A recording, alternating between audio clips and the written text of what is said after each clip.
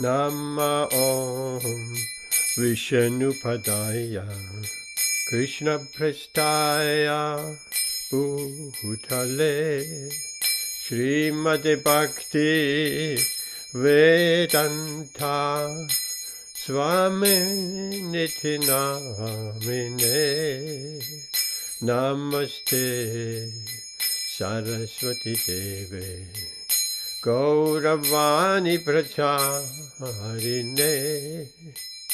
Nirvishesha Shunyavadi Paschatya Deshatarine Shri Krishna Chaitanya Prabhu Nityananda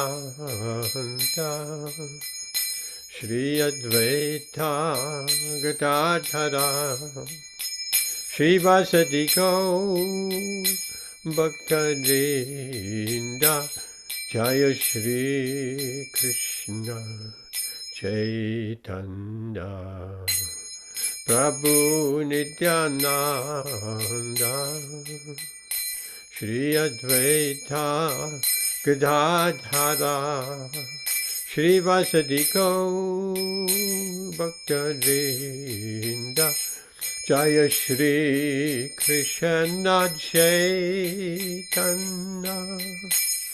Prabhu Nityananda Shri Advaita Gadadhara Shri Vasadiko Bhaktarinda Jaya Shri Krishna Chaitanya Prabhu Nityananda Shri Advaita Gadadhara Shri Vasadiko Bhaktarinda Hare Krishna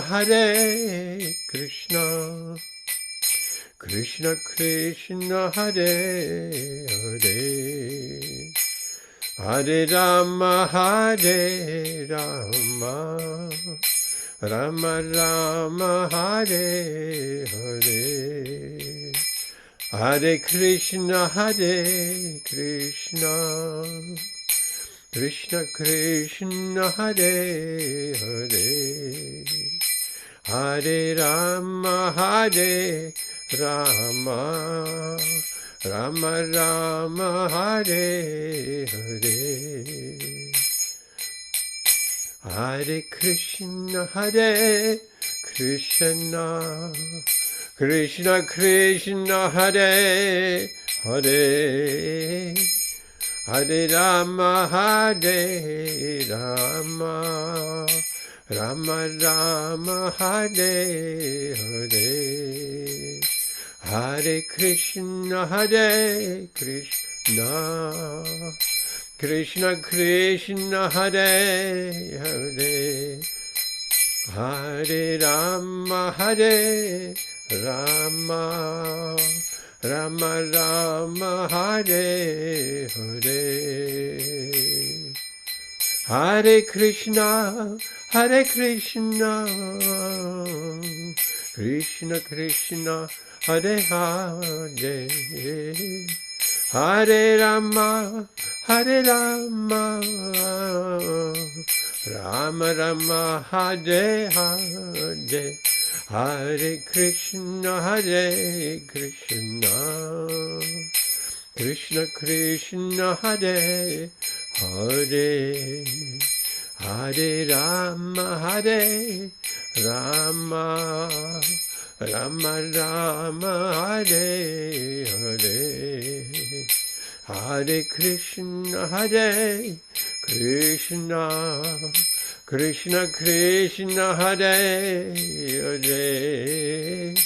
Hare Hare Rama Rama Rama Rama Hare Hare Hare Krishna Krishna Krishna Hare Hare Hare Rama Rama Rama Rama Hare Hare. Jaya Prabhupada, Jaya Prabhupada, Srila Prabhupada, Jaya Prabhupada, Jaya Prabhupada, Prabhupada, Prabhupada, Srila Prabhupada. Jai Shri Shinitai Sachi Sundari Ki Jai. Giriraj Govardhan Ki Jai, Srila Prabhupada Ki Jai, Gaura Premanandi. Welcome, Amit. How are you? Thank you, Prabhu. I'm okay, thank you. Okay, we had such a nice program on Sunday, Amit. Yes. Really nice. With quite a Yeah. good turnout, and people were newcomers to Krishna consciousness, and there were clappings, there were chantings, there were repeating, hands up and standing up, and really nice, and a short arti and a beautiful prasadam and a bit of a talk and questions, and I would say that was a very successful program with a car full of devotees from Leicester. Next time around. Yes, I'm glad it went well, Prabhu. I'm Yes. glad it. We missed you, so you would Thank have you. loved it. You must have loved it. Okay, let's. I have a Bhagavad Gita verse in mind. What about 241? Or you have something in mind? Um, there was no, we can do that one, Prabhu. I had 413, I think. 4 413. 4123. 4123. Let's look what it is and we'll take the better one. I'm just trying to log it on my laptop as well, Prabhu. Okay.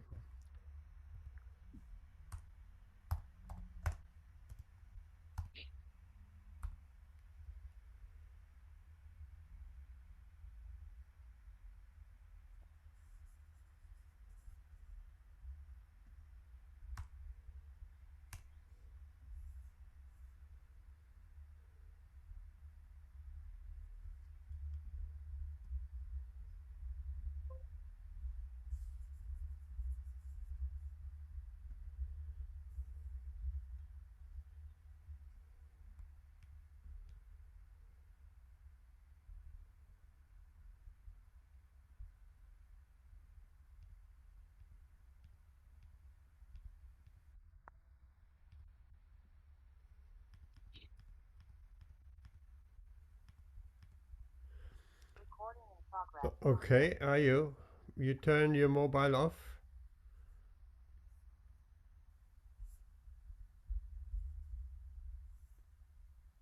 Okay.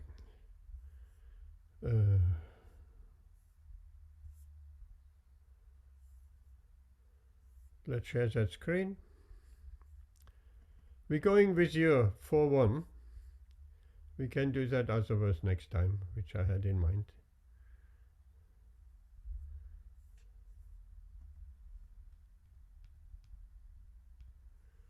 4-1, and there's quite a bit of a purport. We can, of course, then also go to 4-2 if needed.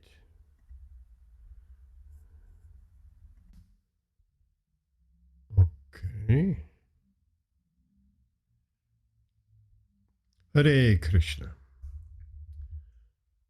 Can you see the screen, Amit?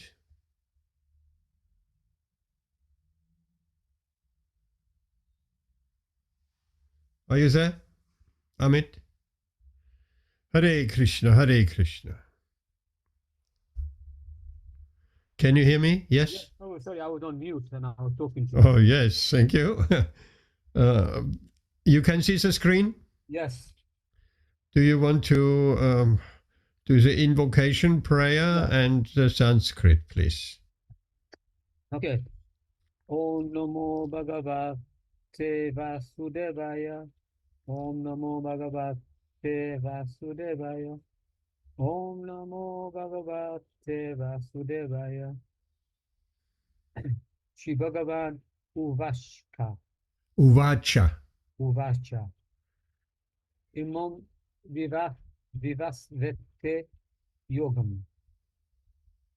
Proktavan Aham Avyayam Vivasman Manave Praha. Manave.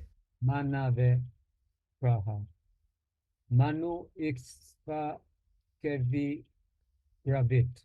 Not kevi, kave. Ikshvakave pravit. Kave Bravit. You're struggling a bit with the A.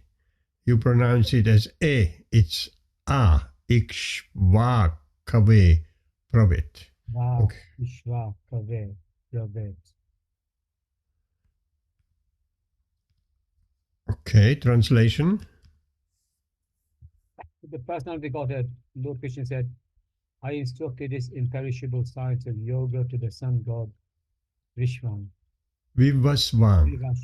Vivashvan, and Vivashvan instructed to Manu, the father of mankind, and Manu in turn instructed to Ikshvaku. Purport. Here we find the history of Bhagavad Gita traced from a remote time when it was delivered to the royal order of the planets, beginning from the sun planet. The kings of all planets are especially meant for the protection of the inhabitants, and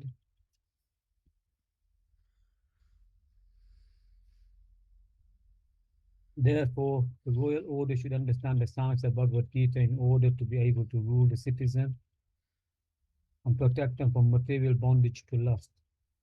Human life is meant for cultivation of spiritual knowledge in internal relationship with the Supreme Personality Godhead and the executive heads of all states, and all planets are obliged to impart this lesson to the citizens by education, culture, and devotion. In other words, the executive heads of all states are intended to spread the science of Krishna consciousness so that people may take advantage of this great science and pursue a successful path, utilizing the opportunity of the human form of life. Okay, here we stop for a moment, because if we take all this purport, it's a big purport. At the end of the purport, we have forgotten what is at the beginning. So we'll break it up in chunks and we'll try to speak a little bit. Let me read that verse again. The personality of Godhead, Lord Sri Krishna, said, I instructed this imperishable science of yoga to the sun god Vivasvan, and Vivasvan instructed it to Manu, the father of mankind, and Manu in turn instructed it to Ikshvaku. So here Srila Prabhupada in his Bhaktivedanta purport explains the Bhagavad Gita traces back to remote time. It was delivered to the royal order. That's a very significant, it's important. The rulers, the Kshatriyas. Bhagavad Gita was spoken to them. So Bhagavad Gita is the science of how to rule and protect. That word is important. Srila Prabhupada said is meant for the protection of the inhabitants. So nowadays the people are not really protected, they're exploited. Never mind which party, this party or that party, they're all doing the same. They extracting as much benefits for themselves, the politicians, the leaders, but they don't really care about the citizens, the inhabitants, except when it's coming to election times and they're promising all kind of wonderful things. And the people in general, they fall for it. And after the election is over and a certain party is in power, then all these promises are broken, forgotten. And again, the citizens are cheated again and again and again. So again, it is significant that the royal order, the Kshatriyas, have been instructed by Bhagavad Gītā, and Bhagavad Gītā comes from the sun, Surya Vamsha, in the succession of the kings descending from the sun. Of course, we might, or anyone who is not familiar with the science of Krishna consciousness, they will be baffled. What do you mean? The sun? There is no life on the sun, it's just all a fireball, which is not confirmed in Bhagavad Gītā or in the Vedas at all. There is life in every element in this material world. From the scientific point of view, we have not really corroborated that. We have not really found out yet what life forms can be within the fire, within the sun. But from the Vedic scriptures we know the sun god there is Vivasvan, the ruler of this planet for a very, very long time, millions of years.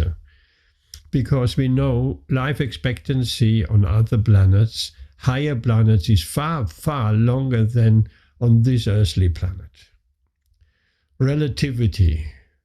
Albert Einstein confirmed the relativity.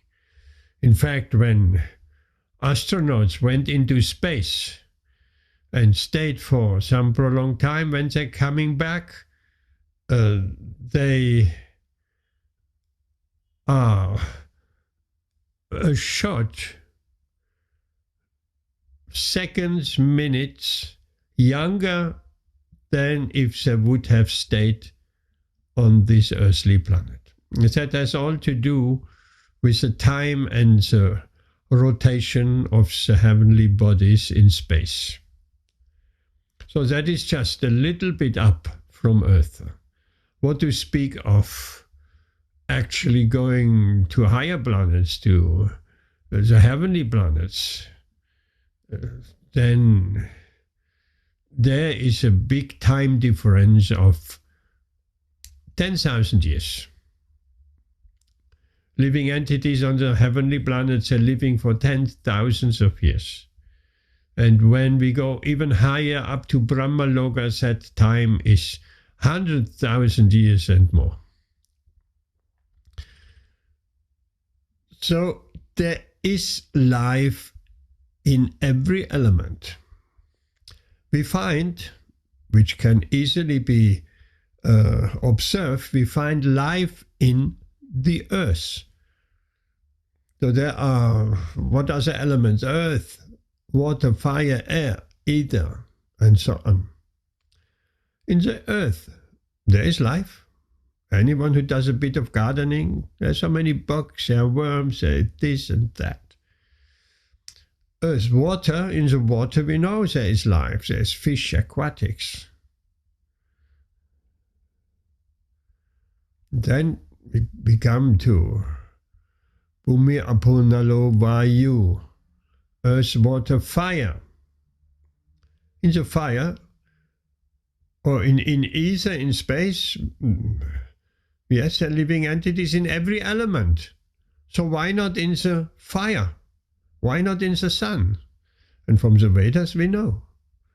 In fact, the sun is shining from the inhabitants of the sun and the sun god who have all shining bodies. There is the sunshine coming from the effulgence of those inhabitants. And cities, there are palaces, there are subjects, there are rulers, there are kshatriyas. So Vivasvan is mentioned here. This is the sun god. This is a name of the sun god. In different time periods, there are different sun gods as well. It's not always Vivasvan. Vivasvan is a position, like Lord Brahma is a position, the most pious living entity. He gets a post of Lord Brahma, the architect of this universe. So Vivasvan, this science was meant to help the citizens, to protect them from material bondage to lust.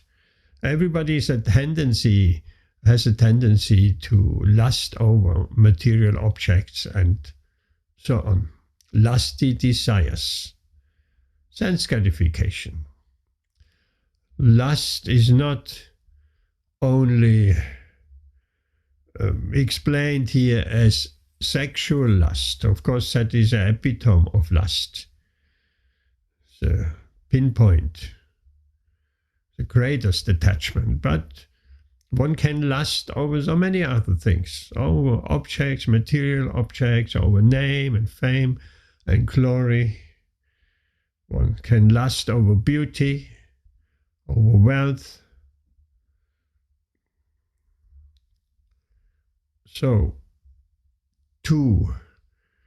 why help citizens to overcome, to control, to be not under the bondage of lust? Srila Prabhupada said it is a bondage.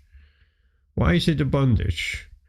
Because if we don't overcome our lusty desires, the next time around, and there will be a next time around, we will get a particular body to fulfill those lusty desires. If we cannot curb those lusty desires, so this lust over karma, over fruitive activities, for instance, we cannot overcome that in this lifetime. So that desire is still in the heart at the time of death. And Krishna is very kind, and material nature will receive a body to fulfill our lusty desires. We'll have to come back. And then we have another go, another try of living out our lusty desires. If we have conquered over sense gratification, over our lusty desires, then we don't have to come back. They are purified, our lusty desires. And that is Bhagavad Gītā, to help us purify, overcome those lusty desires. Bhagavad Gītā has been spoken. And then we get free from bondage, mukti, liberation. We can liberate it. Liberate it from what? From our attachment to lusty desires.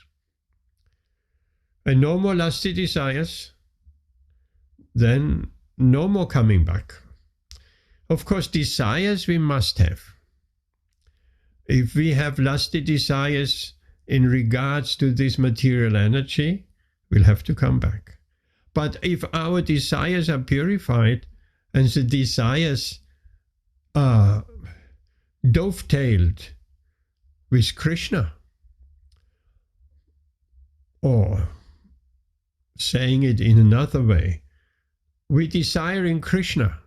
Desiring we have to. We don't desire material karma, we desire Krishna. Spiritual desires. These are spiritual desires. Anything we desire in relation to Krishna are spiritual desires. Anything in forgetfulness, divorced of Krishna, these are material desires. Material desires will have to come back to fulfill them. Spiritual desires, we're going to the spiritual world after quitting this body.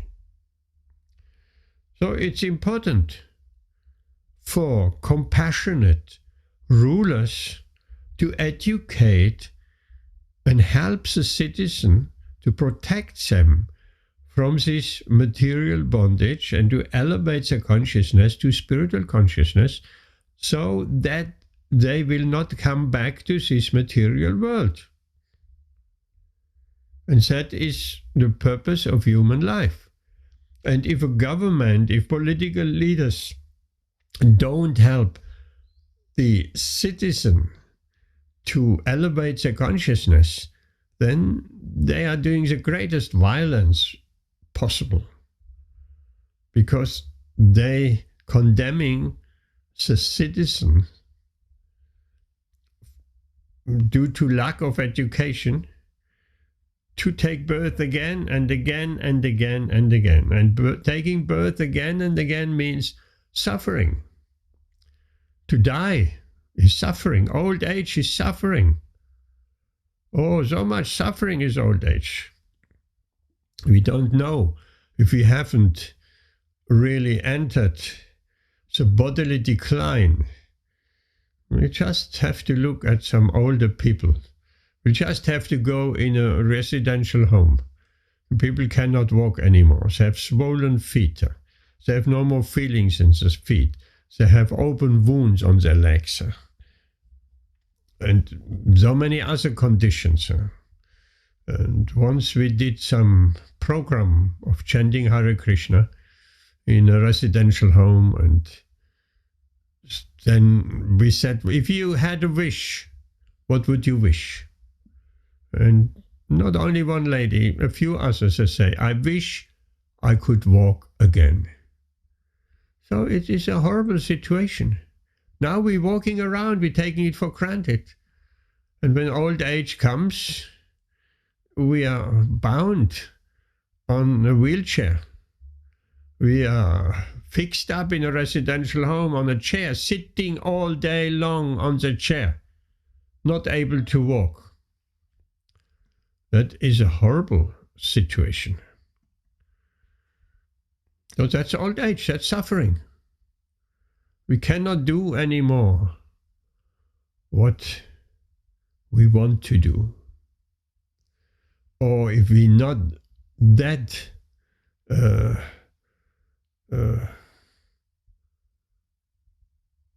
in that condition, then it starts off with we have to walk with a cane. That's rather a light inconvenience. At least we still can walk with a cane, slowly. And old people, you see them in the park, they're shuffling their feet, little steps, because they're so insecure on their feet. Balance is a problem. So they're walking with a cane and shuffling along. And nobody takes them seriously.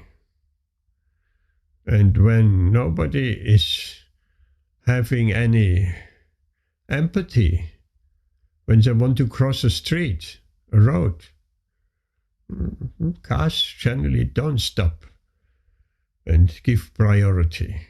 No, this is old age. It's horrible. It's suffering.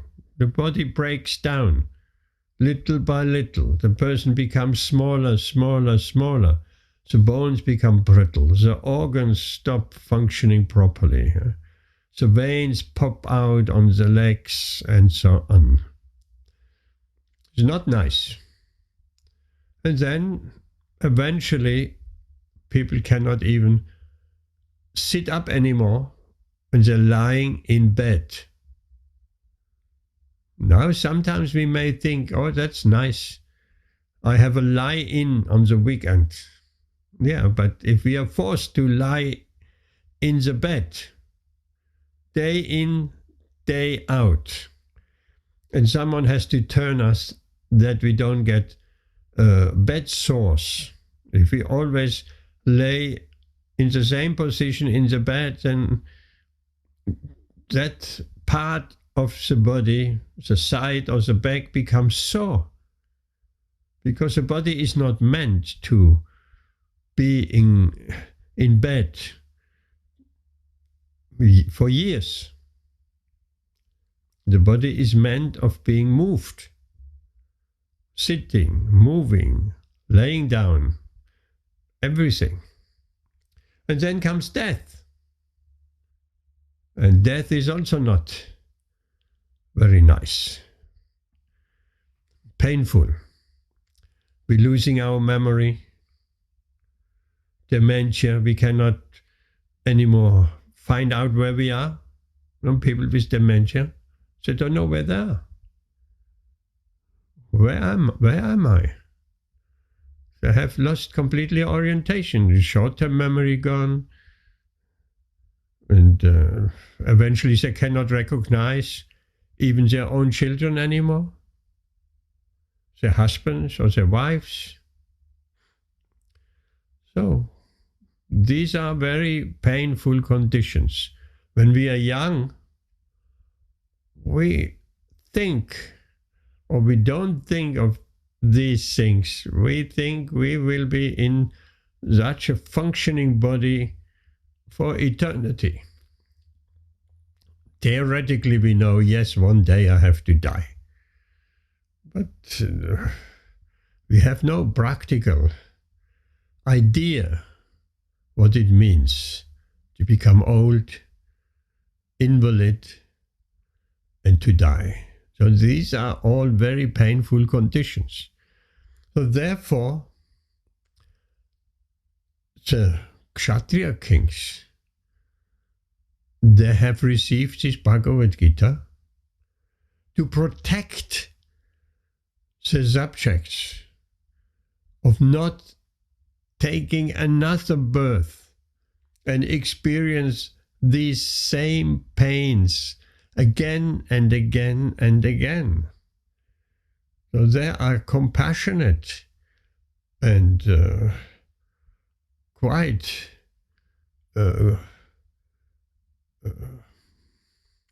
good rulers whose aim is to liberate the citizens.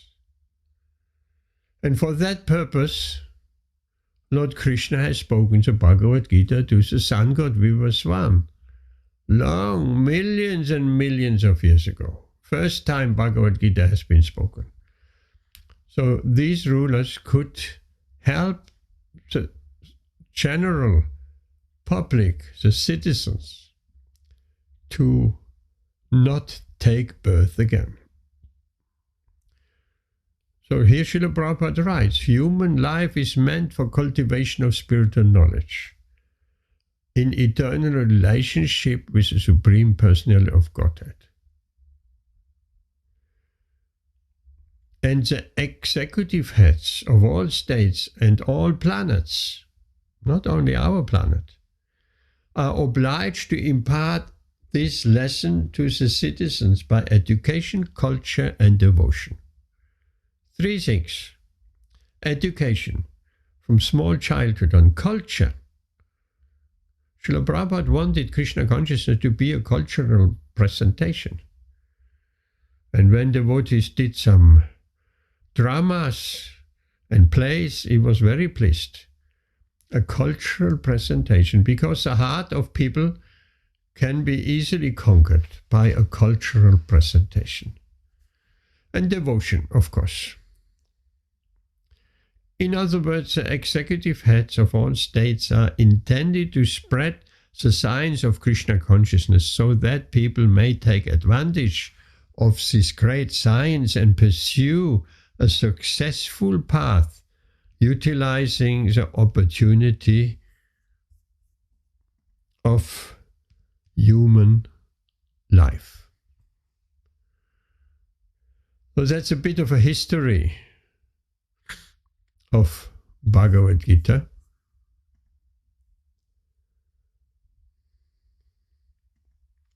And the purpose of Bhagavad Gītā.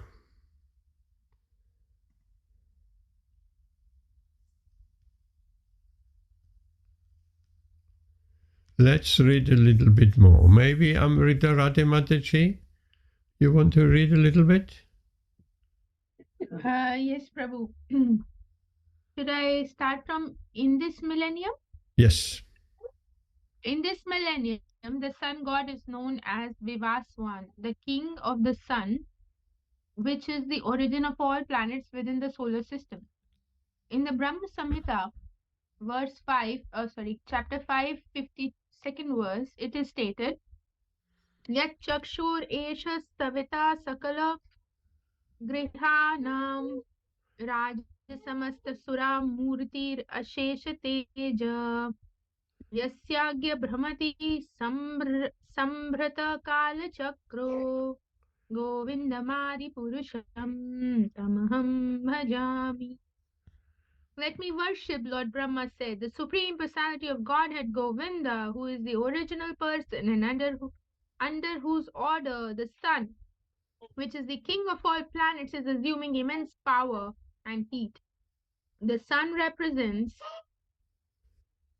the eye of the Lord and traverses its orbit in obedience to his order. The sun is the king of the planets, and the sun god at present of the name Vivaswan rules the sun planet, which is controlling all other planets by supplying heat and light. He is rotating under the order of Krishna, and Lord Krishna originally made Vivaswan his first disciple to understand the science of Bhagavad Gita.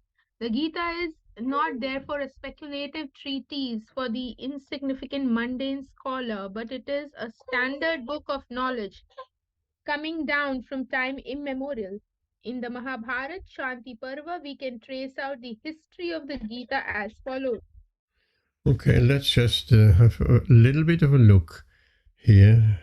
We have already spoken on Vivaswan, the first disciple here. It's a parampara. There it starts from the sun god down to Manu, Ikshvaku, and so on, the Kshatriya lineage. And then again, 5,000 years ago, from Krishna to Arjuna and the Acharyas up till our present time. That's a disciplic succession. So, what is a Mahabharata telling us? Carry on. Okay, Prabhu. Treta Yuga Dau Chatato Vivaswan Manavedadau Manushcha Loka Dhriti Arthaham Tutayek Swakavedadau Ikshvaku Nacha Kathito Vyapya Lokan Avastita. In the beginning of the millennium known as Treta Yuga, the science of relationship with the Supreme was delivered by Vivaswan to Manu. Manu, being the father of mankind, gave it to his son Maharaj Ikshvaku, the king of this earth planet and forefather of the Raghu dynasty in which Lord Ramchandra appeared. Therefore, Bhagavad Gita existed in human society from the time of Maharaj Ikshvaku. At the present moment, we have just passed through 5,000 years of the Kali Yuga, which lasts 432,000 years. Therefore, before this, there was Dwapar Yuga, 800,000 years, and before that, there was Treta Yuga, 1,200,000 years. Thus, some 2,005,000 years ago, Manu spoke the Bhagavad Gita to his disciple and son Maharaj Ikshvaku, the king of this planet Earth. The age of the current Manu is calculated to last some 305,300,000 years, of which 120,400,000 have passed. Accepting that before the birth of Manu, the Gita was spoken by Lord to his disciple, the sun god Vivaswan. A rough estimate is that Gita was spoken at least 120,400,000 years ago, and in human societies has been extant over 2 million years. It was re-spoken by the Lord again to Arjuna about 5,000 years ago. That is rough estimate of the history of the Gita according to Gita itself and according to the version of the speaker, Lord Sri Krishna. It was spoken to the sun god Vivaswan because he is also a Kshatriya and is the father of all Kshatriyas who are descendants of the sun god or the Surya Vamsha Kshatriyas. Because Bhagavad Gita is as good as the Vedas being spoken by the Supreme Personality of Godhead, This knowledge is aparusheya, superhuman.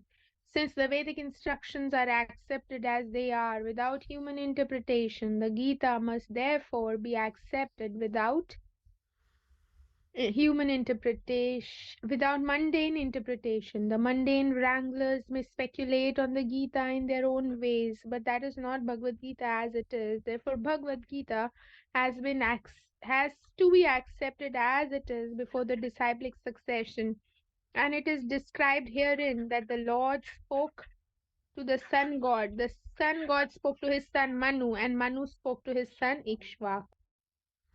Okay, that is really outlining the history of the Gita. Arjuna was perplexed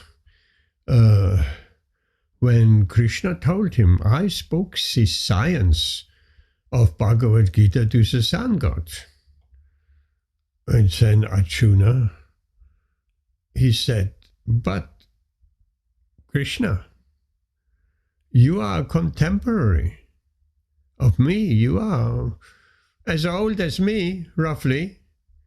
So how is it possible that you spoke the Gita to the sun god who is millions and millions and millions of years in the past?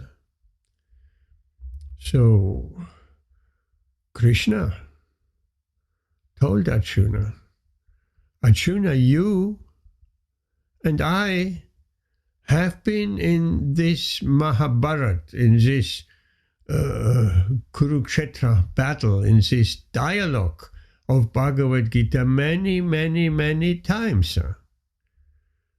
But I can remember every instances, while you cannot. You have forgotten. So you have been there, Arjuna, when I spoke Bhagavad Gita to Vivasvan, the sun god, millions of years ago. Because Arjuna is an eternal associate of the Lord. Wherever, in whichever, in universe, by rotation, when Bhagavad Gita has been spoken in one planet, then immediately the conversation starts in another planet, in another universe. So you, Arjuna, have been present there. You're my eternal associate. But you have forgotten. And I have not forgotten, because I'm the Supreme Lord, all-knowing, beyond time and space. So that is that argument. So then Arjuna could understand the greatness of his dear friend, Lord Krishna. So that's a disciplic succession. It's very important. This disciplic succession comes from the sun god. So these figures are quite overwhelming. We're speaking of the Gita has at least been spoken 120,400,000 years ago. Of course, modern scientists, they're speculating when the human beings first walked on this planet, and they don't really know. They don't. They're just speculating according to some fossil records. But fossil records goes only back so long. Before that, every fossil record will have completely fallen into dust. But the important part, apart from really how the Bhagavad Gita is that old, the important part is that the instructions which Krishna gave to Vivasvan 120,400,000 years ago, the same instructions are right here in front of us. That is an amazing bit. Normally, when something has been spoken even or written down 100 years ago, after 100 years, everything is changed. Someone changes a little bit, someone else changes a little bit. Therefore, Srila Prabhupada put so much emphasis on don't change anything. Don't add anything. Don't subtract anything. Just present what you have heard from your spiritual master as it is. And in this way, the message of the Gītā will be spread for another 100 million years if we don't deviate and we think we are so learned, we can make we find better words, we can make a better translation. No, we don't change anything. What we have heard from our spiritual master, we repeat. That's a perfection. People don't understand that nowadays. They think that's boring. I just repeat what I have heard. Let me, I'm so clever, my intelligence is so highly developed. I find new ways or find new meanings. I find new interpretations, and that is going on. But in spiritual science, this is useless and it is not allowed because the original message is already perfect. Bhagavad Gītā is already perfect as has been spoken 120 million years ago. So why change? Srila Prabhupada called it to his young American disciples, the change disease. That here in the Western countries, we don't very much value tradition of just handing something over to the next generation and the next and the next. In India, that is different. In India, everybody knows, and that's a famous example of the mango tree. There are a few people, someone is in the tree and someone is half in the tree and someone is on the ground. And the mango tree can be quite big. So the one who's sitting in top of the tree, he picks the most juicy, delicious mangoes because they have been exposed to a lot of sunlight. Then they become juicy and delicious. He's not throwing them down on the grass like apple, perhaps. And even for apples, it's not that good either. He passing the mango. He picks one mango and passing the mango to the one in the middle of the tree. And he carefully passes the mango down to the person on the ground. So in this way, with great care, the mango is carefully passed down without any bruises, without any problems, and then put in a box, in a basket, a well-cushioned basket. So it's the same with the Bhagavad Gītā. The teachings of the Gītā are carefully passed down through the chain of the disciplic succession from one acharya to the next acharya. And to make sure the Bhagavad Gītā arrives even in hundreds of years exactly as it is, as it was spoken by Lord Krishna. That is, of course, spoiled if someone in that process of handing down the mango, of handing down the Bhagavad Gītā, if someone puts his own speculation in it, then the whole meaning is distorted. So it's not only the writing, the Sanskrit is still there. Nobody has, to my knowledge, dabbled with the Sanskrit. The Sanskrit has not been touched. But people try to interpret in a different way. So Sanskrit is such a beautiful language. There are many meanings to words. To the same word, it can have many meanings and root meanings and so on. So it is not enough to just passed down the Sanskrit, and we think it's just like a translation. It's just like a computer code, which has been compiled, the computer code, and the same code of zeros and ones will still be there in 1,000 years. No change, which is true with a computer code. But the Gītā, the language changes, word meanings changes.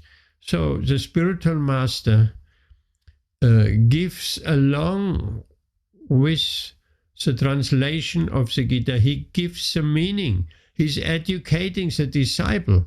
He is establishing the true meaning of the words in the Gītā through his commentary, generation after generation after generation. So not only the Sanskrit text is passed down in time, but the original meaning. Example, for instance, Krishna means the Supreme Personality of Godhead, the speaker of the Gītā. That is Krishna. Krishna has been present 5,000 years ago.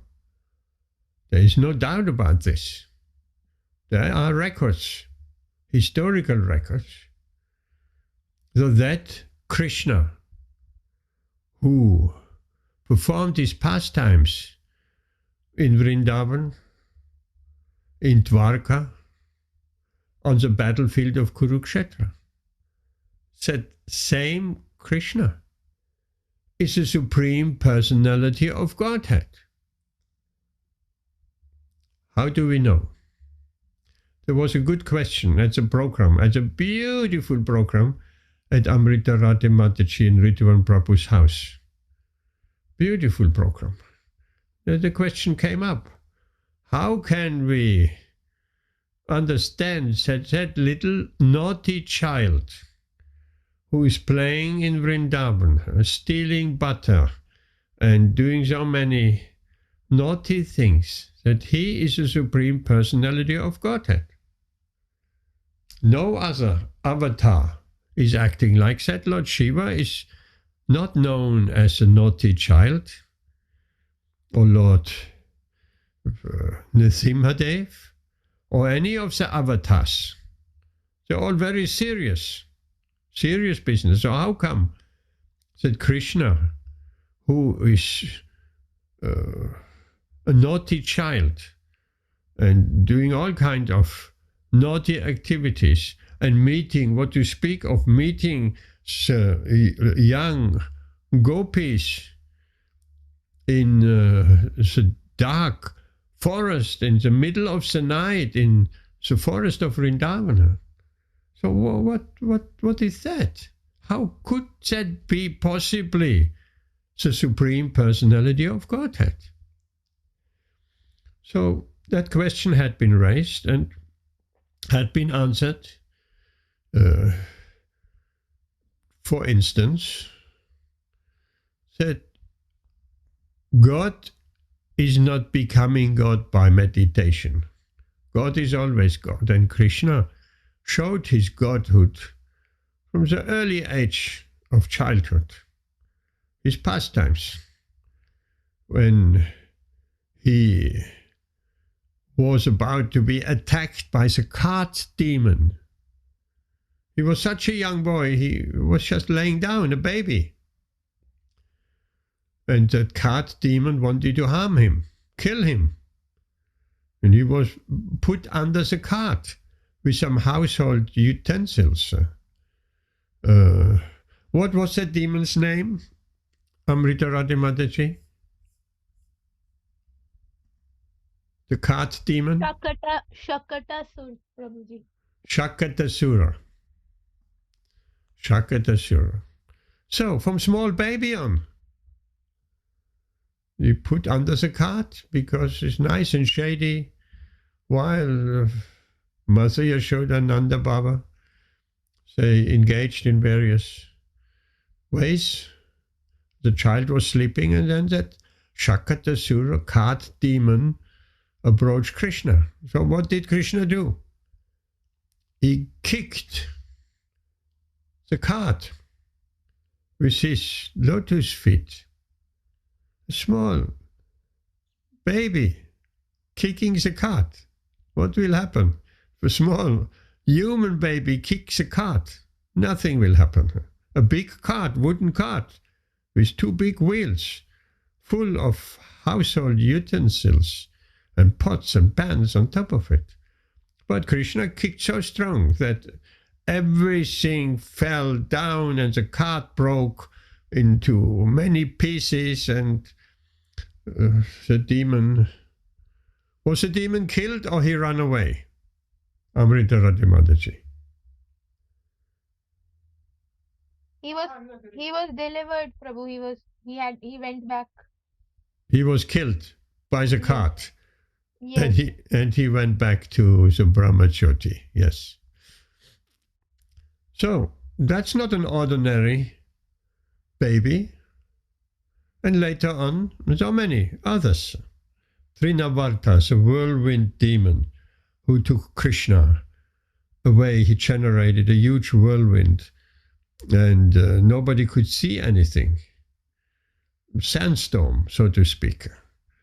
And it became all dark, and Krishna was outside, and they were very much afraid. Where is Krishna? Where is Krishna? We cannot see Krishna. Oh no, no. Lord, protect him, that nothing happens to him. And then said Trinavarta, said whirlwind demon, he carried Krishna up like a what's that?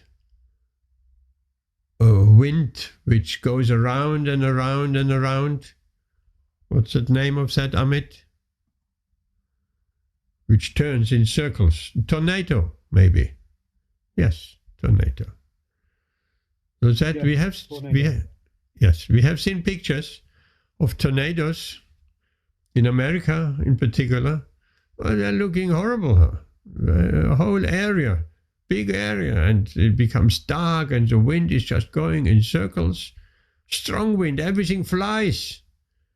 All debris and all half roofs and houses are... The roofs are flying away in the air, carried up. Everything is carried up. So Krishna was carried up by that demon. He wanted to kill Krishna. Trinavarta, so whirlwind demon. And then Krishna, once they had reached a significant height, then Krishna suddenly made himself so heavy. The demon carried Krishna on his shoulder, wanted to take him away and perhaps throw him down and kill him like that. So, but Krishna made himself so heavy suddenly, that the demon crashed to the ground and was immediately killed. So these are not ordinary. This is not an ordinary child. What to speak of when Krishna persuaded the cowherd men and Nanda Baba to not proceed with the Indra Yagya, which has been offered every year at a certain time, an offering to Lord Indra to grant the rain. We know Indra is in charge of the rain. The different devas, demigods, are covering different aspects of the material manifestation. So rain is a very important aspect. So that yagya, Krishna trying to persuade Nanda Baba, why are you doing this Indra Yagya? Better to do a Govardhan Yagya, Govardhan Hill, it's so beneficial for the inhabitants of Vrindavan. There is nice grass for the cows. There is clean water. There are beautiful caves where Krishna and Balaram and the cowherd boys used to play inside. That is Govardhan Hill. So let's do a Govardhan Yajna. And then Nanda Baba said, yes, we can do a Govardhan Yajna as you like. But let's first do the Indra Yajna and then we do a Govardhan Yajna. And Krishna says, no.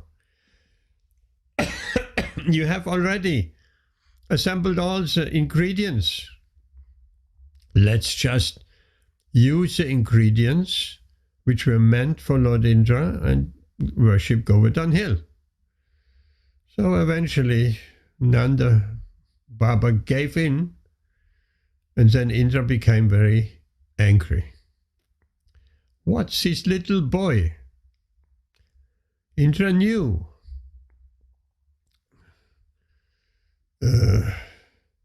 that at that particular time the Supreme Personality of Godhead would come down.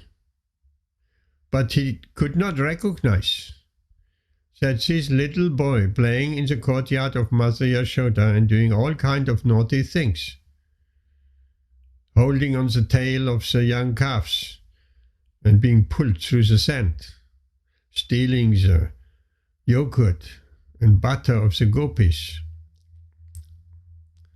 and so on. So that Indra did not recognize. And he became angry at the inhabitants of Vrindavan. This is my yajna. This is not the Govardhan yajna. So he ordered the cloud, which is meant for at the end of, for the final devastation of the universe. What's the name of the cloud? Sampataka? Amritarati Madashi. What's the name of the cloud? Samvartaka, Prabhu. Samvartaka. So that cloud is meant for the devastation at the end of the world. At the end of time there is a devastation. And then Indra employs Samvartaka, cloud, which floods everything. The whole universe is flooded by water. So very disproportionate action by Lord Indra, because he was angry. If we are angry, we are acting in a disproportionate way, because his pride was hurt. Who is he, that little boy, who stops my yajna meant for me? And then, of course, we know the stories, and Krishna directed all cowherd men, and it was raining and raining and raining. So now we have a bit of experience here. At the moment, it's just raining every day, but that's nothing. It is just drizzling. But here it was raining and pouring down so strongly that the water level, it was rising by the minute, by the hour. Water was rising everywhere. And the cows, they did not know where to go, and the cowherd man did not know where to go, and the gopis. And so Krishna says, come, follow me. And he picked up the Govardhan Hill with his left hand, the weaker hand, and his little finger of the left hand. The little finger is the weakest finger of all the fingers, and the left hand is a weaker hand. The right hand generally is the stronger hand. So with his left finger, with his little finger of his left hand, he picked up the hill like an umbrella and said, come, everybody come under that umbrella. And then they were saved. The inhabitants of Vrindavan were saved. Of course, at the end of that story, then Indra understood his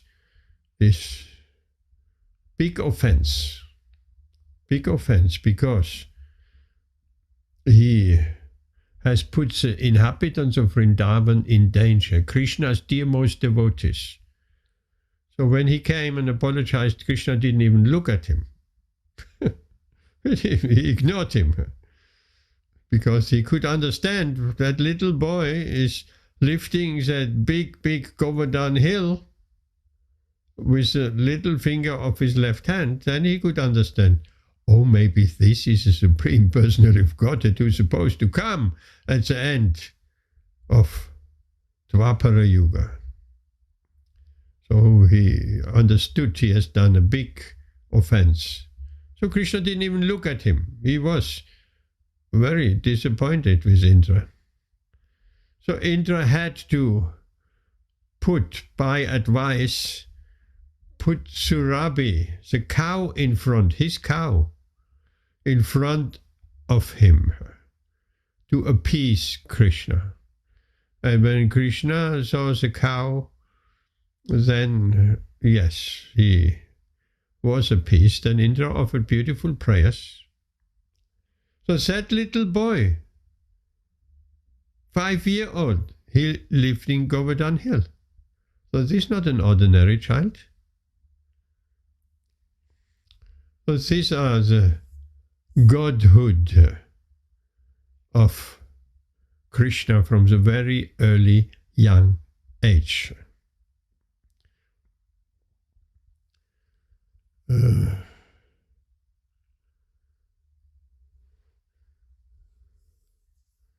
Let's go back to that puppet.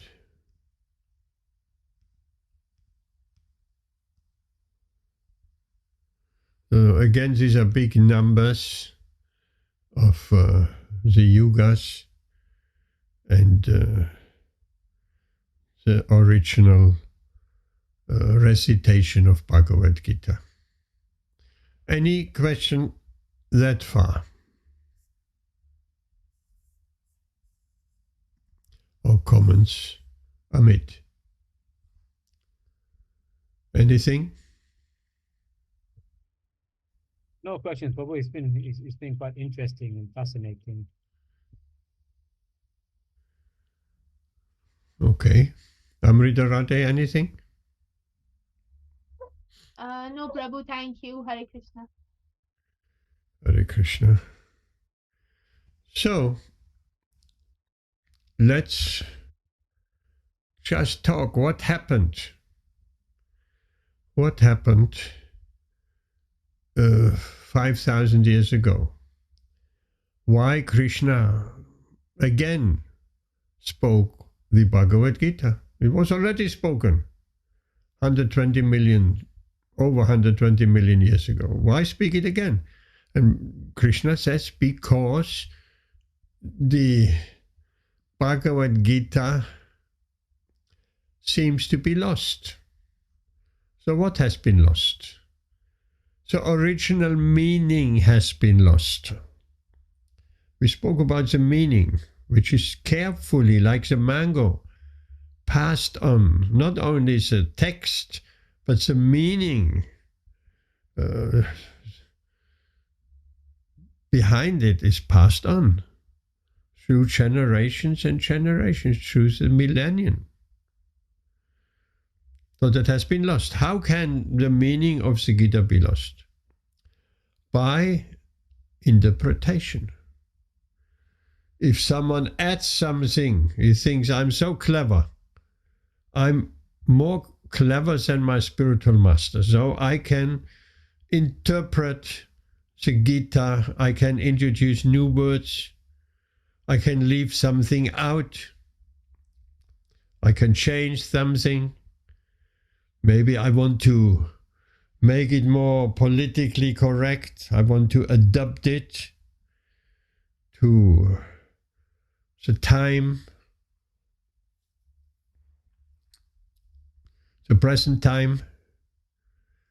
Or maybe I want to make it more acceptable for the scientific and academic community. So these are different motivations one may have to change the language, to change the meaning of Bhagavad Gītā. This is not allowed. Srila Prabhupada, in so many purposes, he says, don't change anything, don't add anything, don't subtract anything. That means change. No addition, no subtraction. And Srila Prabhupada also explained to us, I don't have any credit. Sometimes people say, oh Swami, you have done so great. I said, I don't see I have done anything great.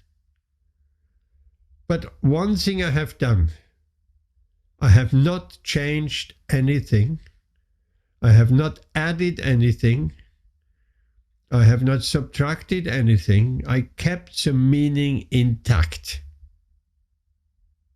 The meaning. What meaning are we speaking of? Interpretation. Famous interpretation. You have heard it before. Krishna says, Sarvadhamam Parityaja, surrender unto me. And then Dr. Radha Krishna, I believe so, or maybe Ramakrishna, not sure. That we have to surrender not to Krishna, but to that eternal within Krishna, right? Not to Krishna, but to that spirit within Krishna, basically. So that gives us an opportunity. We don't have to surrender. We surrender to the spirit within Krishna. It's a foolish interpretation, because whoever came up with that idea, he doesn't understand. There is no inner and outside Krishna. Krishna is the Supreme Personality of Godhead. Whatever is inside is outside, and outside is inside. Krishna does not have an outside and inside. We do have an outward material body, and inside we are spirit soul. But Krishna does not have that. He has a spiritual body. He is outside as he is inside, and he is inside as he is outside. That is why he could perform these wonderful pastimes of lifting Govardhan Hill, because he is always there in his spiritual body, in his transcendental form. When Krishna appears, he comes in his transcendental form. Not he comes in a human body. We never say Krishna comes in a human body. A human-like body. It looks like human, but it is not human. No human can lift the Govardhan Hill. No human can appear at birth with 4 arms and with helmet and garlands and armlets and shining brightly, brightly, brightly. No human has ever appeared in a Vishnu form like this. But Krishna has. And only on the plea of his mother and father, Vasudeva and Devaki, please, my Lord, if you come, sir, is just waiting to kill the 8th child. If you just be in that Vishnu form, he will immediately know that you are his greatest enemy for him. Please take on a normal form, like a normal baby. So on the plea of his parents, he then took on the form of a seemingly normal baby. Of course, he was the same personality of Godhead with all the powers, but just to satisfy Devaki and Vasudeva. So no normal human being comes in a Vishnu form at birth.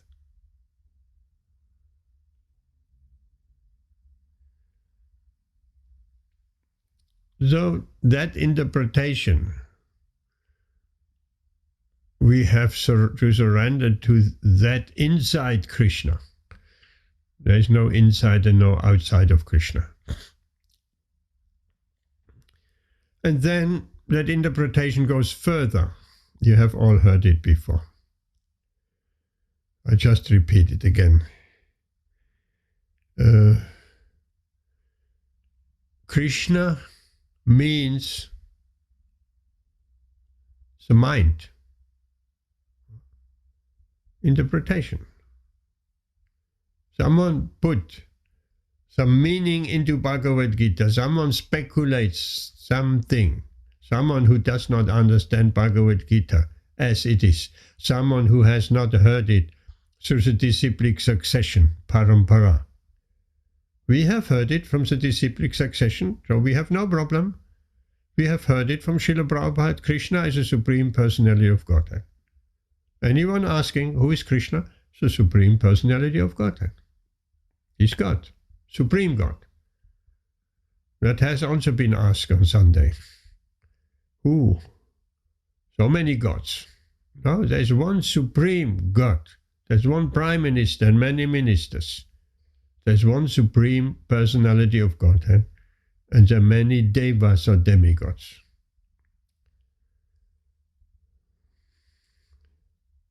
So that's interpretation. Krishna means a mind. The five Pandavas mean the five senses. For people with little intelligence, they find that very nice. Oh, right. The Pandavas mean the five senses. Oh, that's very clever. Oh, I can relate to that. And Krishna means a mind. So people find that interesting. People who have no access to the Bhagavad Gītā as it is. They may have the book, but they don't understand the thing. And Kurukshetra, it means this body. Oh, what a very nice speculation. Kurukshetra means a body, the Pandavas means the five senses, and Krishna means a mind. What a very nice speculation, which many people find very appealing. Mental speculators find that very appealing. So in this way, the original meaning of the Gita seems to have been lost. How it was misinterpreted 5,000 years ago, I don't know. Now, Amrita Radhimataji, tell me, maybe you know, that commentary with Krishna means a mind and so on, that comes from Dr. Radha Krishna or Ramakrishna? One of them. Radha Krishna Prabhu. First president of India, Dr. Radha Krishna. His Bhagavad Gita translation, his interpretation. That's what it is. So, therefore it is so important. Srila Prabhupada may have adapted the language to suit the purpose of time, place, and circumstances, but not the meaning. The language and the meaning is a different thing. The language regarding super soul, Paramatma, for instance, this term was created by Srila Prabhupada. He wanted to find out a way to convey what is Paramatma. Or when he talked about, you don't find that word super soul in any dictionary. There was a time of the Superman and super this and that. So, super soul, that went into the translation. Paramatma, super soul. And everybody knows what is super soul. A new word introduced into perhaps the Oxford Dictionary. I don't know if it's found there or not yet. That is one change of word, but the meaning has not been altered. That Krishna is the Supreme Personality of Godhead. That's important. The what we call it, the Siddhanta, very important word. Siddhanta is a conclusion of Vedic knowledge. In Bhagavad Gītā is a verse, and help me say again, Amrita Radhimataji, which verse, I don't know which verse, but there is a verse. If someone understands the purpose behind the Vedas, the conclusions, the Siddhanta, then he knows everything. Do you know which verse that could be? Hare Krishna Prabhu. Welcome. Nice to join us. You know, you must know. If someone knows the conclusion behind the words of the Vedas. Prabhu, is it from Bhagavad Gītā or some other? Yes, I would think it's from Bhagavad Gītā. I'm not able to remember, Prabhu. Sorry. Yes. There is one like where Krishna says Vedesya sarve rahameva vedya. That one. What's the translation? That like Vedesya sarve rahameva, like among all the Vedas, I am the knower. I am to be known. That one. No, that's not the one I mean, but that is also nice. Anyway, if someone has understood the Siddhanta, the conclusion, the Siddhanta is not touched. The Siddhanta is not altered. Certain way of presenting Bhagavad Gītā in certain words that may change through the different acharyas over hundreds and hundreds of years. But the Siddhanta, that's the main thing, the conclusion, that has to stay intact. And the conclusion, the Siddhanta, is changed once you accept Krishna means the mind and the Pandavas are the senses, 5 senses, and Kurukshetra is the body. Then the meaning is completely distorted. In this way, Bhagavad Gītā seems to have been lost. Therefore, Krishna spoke it again 5,000 years ago. And Srila Prabhupada makes that point regarding Kurukshetra, means the body. Well, Kurukshetra is a place of pilgrimage since time immemorial. And it's still there. One can go there. I have been there at Kurukshetra. It's a Brahma lake. Kurukshetra is still there. So why interpretation? And Srila Prabhupada makes a point. If the point is clear, there's no need for interpretation. And the point is very clear. Krishna is Krishna, who roamed around 5,000 years ago. The Pandavas are historical figures. There's the 5 sons of Kunti. And Kurukshetra is a place of pilgrimage. One can go there, even today. So if the content is clear, there is no need for any interpretation. Interpretation may come in if it is not that clear. Like, and again, these are Srila Prabhupada's examples, not mine.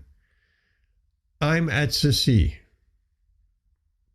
I have been on holiday. I'm on holiday. I'm at the sea. So that's not quite clear. Are you on the water or are you on the beach? So in some, that's just an example where some interpretation may be helpful, some further explanation. But not in this case, that Krishna is the Supreme Personality of Godhead and the five Pandavas are his associates, his pure devotees, and Kurukshetra is a place where the Mahabharata war has been fought. No interpretation needed. So in this way, the parampara is ever so important and the Siddhanta is kept intact. And this is a plea for not, and Srila Prabhupada says, don't change anything. Don't add anything, don't subtract anything. The perfection of the disciple is to take what he has heard from his spiritual master and to repeat it. Just like another example is given, and we all know that example, like the peon, the postman. He is not rewriting, he's not opening the letter to whoever and thinks, oh, here is some bad grammar. Letter to grandmother from her beloved grandson. Birthday card. He's not correcting the grammar even, or correcting spelling mistake. Little grandchild, he writes, happy, H-E-P-P-Y, happy. Right? The child may do that. He has not really learned his ABC very well. Happy birthday, Grandma. The postman looks at the card and takes his pen and crosses out the E and put an A. Happy, it should be. No. He is just the perfection of his job is to take the letter from A, from the grandchild to the grandma, to the letterbox. That's his job. Nothing more. He doesn't add anything, he doesn't subtract anything. So that is the duty of the disciple. We don't add anything, we don't subtract anything. As it is. Bhagavad Gita as it is. As it has been spoken 5,000 years ago, as it has been spoken over 120 million years ago by the Lord to Vivaswan.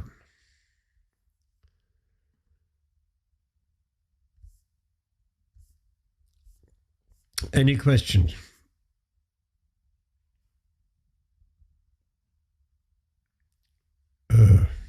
No, Prabhu. Return, no? Did you have any more feedback on your beautiful program on Sunday? No problem. Like, the newcomers, they liked it. They liked the kirtan. They liked everything, the whole program. It was, they liked it. They liked your kirtan and all the devotees. They liked the arati also. Varsana Mataji did the arati, and so they really enjoyed that. So it was Yes. really nice. And the weather was also fine. Yes, they were enlivened, it appears like. Yeah. They were enlivened by the holy name. I thought of, which I have never done, because I spoke with that one gentleman and asking him who sat next to me on my right at the table. What was his name again? Sudhakar. Yeah, I spoke to him and I said, is it difficult to just read a line in Bhagavad Gita or to chant a little bit, one round, or a few mantras? I said, no, I will do. But I cannot commit. Yeah. But I cannot commit. He came up with that line again and again. Why not? No, I will do, but I won't commit. So people are afraid of committing. Yeah. I think they think that if we commit to some doing some mantras or something, and if they can't do it, there would be a aparad or sin. I think mostly that's the reason why they don't want to commit, thinking that. Yes, but what Prabhu. Yes, Prabhu. what I thought what I could have done. Next, any program like that, I have a card, a business card, so to speak. On the back is a whole Maha Mantra. Why not? I would like to try that out. I mean, there are many things we tried out. You know why the people stood up?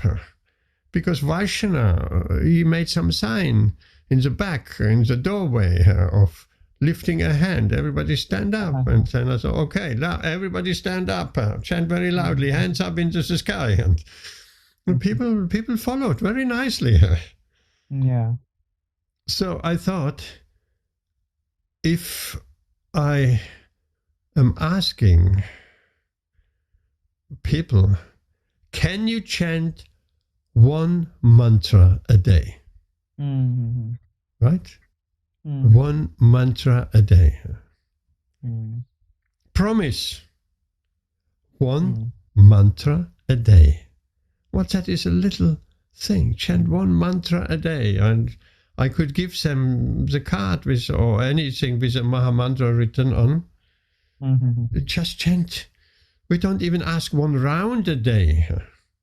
One mantra a day. If you cannot chant one mantra a day, can you say Krishna once a day? I wonder how that will go down. It's just an experiment. I would like to try that out.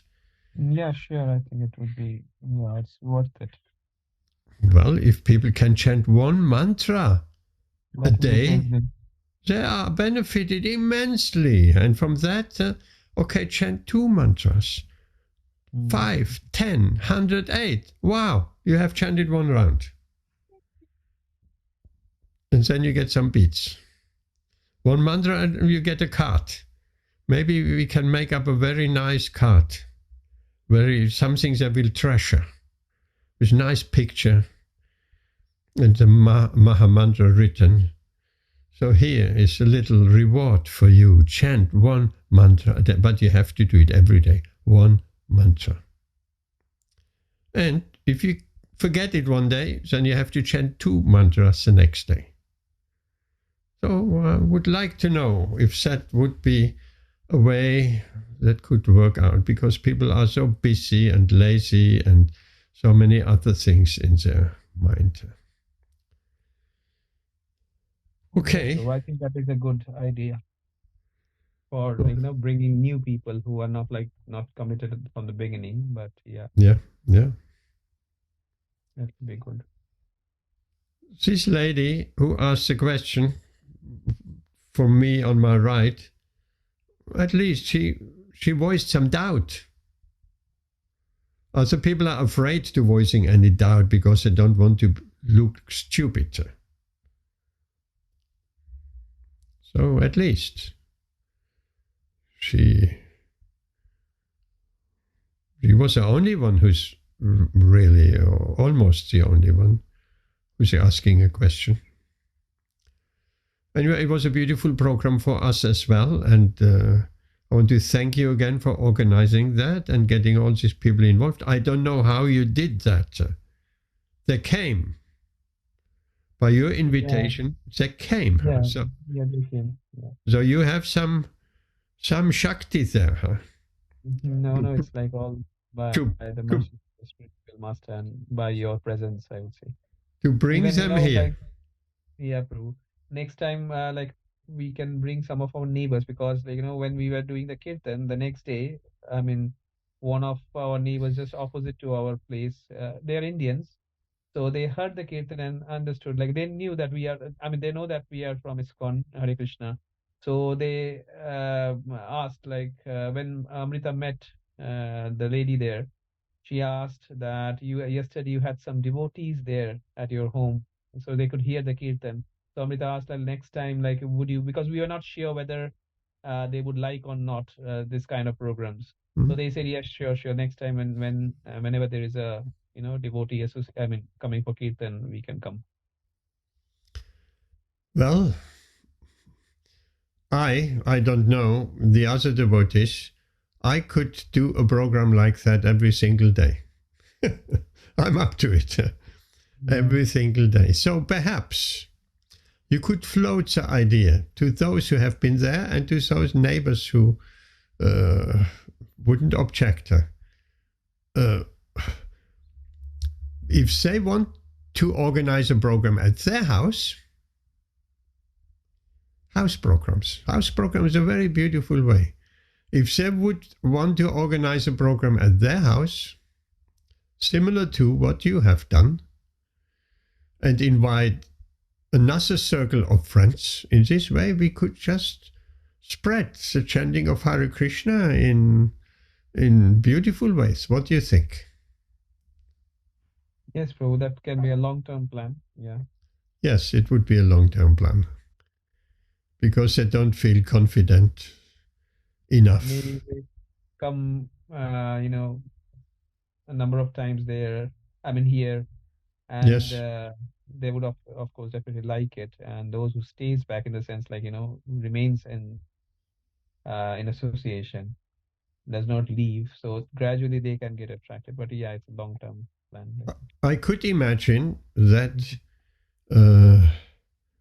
some of them would feel, yes, how nice would that be, having devotees at my house and getting all those blessings. So there is potential. There is potential. And thank you for organizing that prasadam as well, which was excellent. And everything was excellent. Everything. And your facilities were also quite adequate. It was a small room where we chanted, but it's good to kept everybody nicely packed together. Okay, I think we stop here. We'll do it again. Thank you. Yes, Prabhu, sure. Next time we make sure Amit is free and he comes along. Yes, Prabhu. Amit Prabhu should come. Right, Amit? Yes. Thank you, Missed Prabhu. Amit Thank you. Prabhu. Yeah, I'm glad it went well. Yes. We got a nice little crew together. And Keshava playing the midangam and the harmonium. I was hesitant of bringing the harmonium. What swayed me, because it's very heavy, what swayed me of bringing the harmonium was you had a table. That helped. If you wouldn't have had a table, I don't think I would have brought it, because how? I cannot sit on the floor. Yeah, that would have been difficult in this case. And to put it on a chair, that will not work, because I have to pump. You have to saw off the backrest of the chair, then it would work, yes. So that was a saving grace, that you had that table, a large table, but there was no problem. No problem. And the height was fine, no problem also. And if I wouldn't have brought the harmonium, I would have asked Padma to play the keyboard. Is Padma good enough to, if I chant Hare Krishna, could he accompany spontaneously, improvise? He's learning, but he's in his second, third year, but he would need practice with the tune. What I've seen is he can catch up with the tune, or he can, he has got a sense for music, so he would be able to pick up the music, but he would need some practice hearing the tune. Maybe. So, well, we could make a simple tune. Huh? He could catch up with the tune, right? Yeah, would be like if you can send the tune a little bit earlier, we can practice with it. We can, yeah. So that would have been an alternative. I thought of that. Of course, I could have played the keyboard myself as well. But anyway, there's always a way around. Here we stop. Thank you. Thank you for your association on Sunday and every Wednesday and Saturday. And we'll meet again on Saturday. Amit, come. Let's teach us. Okay, I'll try to come this Saturday. I'll try. Yes, that would be nice. It was nice to meet Tejas in person. Very nice. Yes, bro. Thank you for your blessings. Hare Krishna. Hare Krishna. See you Saturday. Hare Hare Krishna. Yes, bro.